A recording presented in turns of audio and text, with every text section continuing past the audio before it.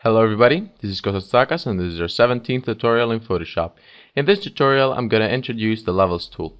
So how the Level tools basically works is it allows you to edit the histogram of any one of your images. And as you can see up here I have our histogram tab open so that we can view the results of this editing in real time. Now to open the Levels tool you just have to go on Image, Adjustments and Levels. And up here at the top we have our presets, and those are just some options that come with Photoshop to easily edit the image. Over here we got some more advanced options, and that's basically the meat of the important stuff of the tool. And the first option you get is the channel. And that basically allows you to choose one of the individual channels in order to edit its histogram. But you don't want to do that. I would actually suggest editing the histogram of the whole image, and that is this option right here, the RGB, which actually gets you a lot better results. But because editing the histogram of an individual channel, it's just much more difficult to do. So keep that in mind. Now over here the first thing we notice is that the mountain of this histogram, and I'll keep on calling this a mountain for the rest of the tutorial just because it kind of looks like a mountain, starts a little bit later on. It doesn't start at the starting point of the histogram area. It starts a little bit later on and it ends a little bit before the end. And that's bad for one reason, because it means that you're not getting all of the tonal ranges, or the color ranges as you may want to call them, available to you on the image. And to fix that, you just have to drag the start point slider to the start of the mountain and the end point slider to about the end of the mountain. And what that's going to tell Photoshop is to basically expand this mountain to the whole histogram area. And if you view the histogram tab right now, as you can see, the histogram mountain basically expanded to the whole histogram area, and you now get all of the tonal ranges available.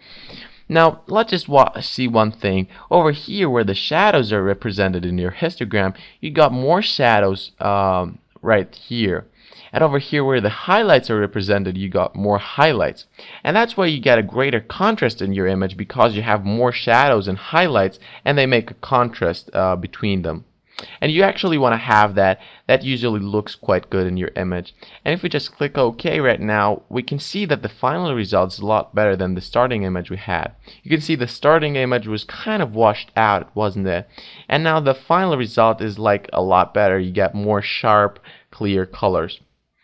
And let's just go back to the Levels tool and see another feature that we can use of it. Now you can also use those color pickers in order to edit the image's histogram basically. So the first color picker you have to use and select a dark area. With the second color picker you select one of the mid-tone areas, and with the third color picker you select one of the bright areas of the image.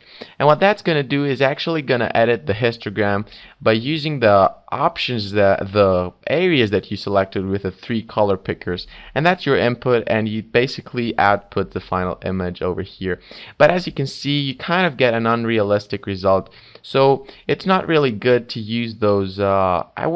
I don't use them that much, those three color pickers, just because the result in most cases looks kind of unrealistic. It's much better to actually use those sliders over here to edit the histogram. So let's just click cancel right now. Now I also have our underexposed and overexposed images right here, and let's just see what we can do about them. Let's open our Levels tool, and as you can see, the same principle applies to actually this histogram.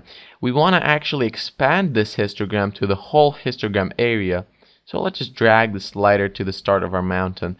And if we see the final result, we get a little bit more shadows and we get more tonal ranges on our image.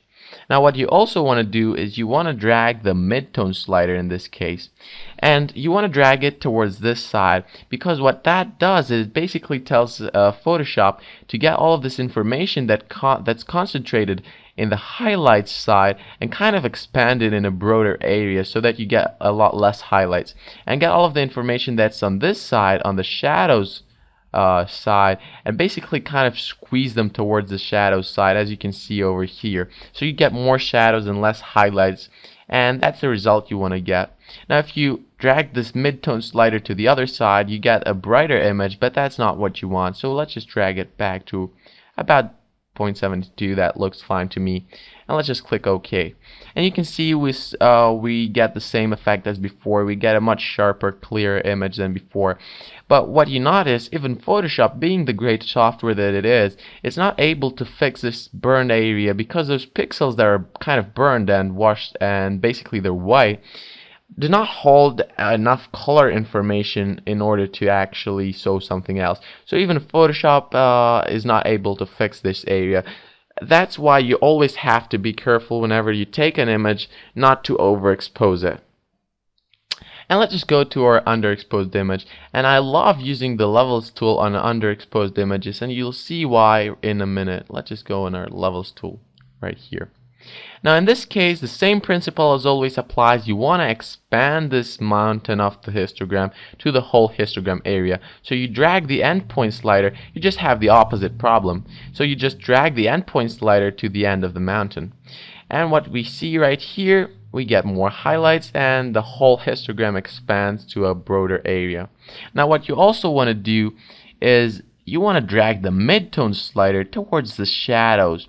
And what that's going to do is it's basically going to say to Photoshop, I want you to get all of the shadow information that's concentrated over here and basically expand it to a broader area, just like you see in the histogram tab. And I want you to get this information and kind of squeeze it together to the highlights area. So what you get is more highlights and less shadows, and you basically can distinguish between the different colors right now. Let's just click OK. Now there's a great difference over here, and as you can see, the previous image was really bad. You couldn't see anything and it was like really dark. What you get right now is actually a really great result. You can distinguish between the different colors and it looks a lot crisper and better. But there's one problem. If I just zoom in on one area, and I don't know if you can see that on the video, but what you can see over here is that you get a really poor quality, and that is, it's the same case as in the burned pixels.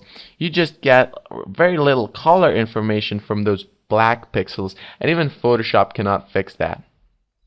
Now that was it for today, guys. I hope you enjoyed the tutorial. See you next time.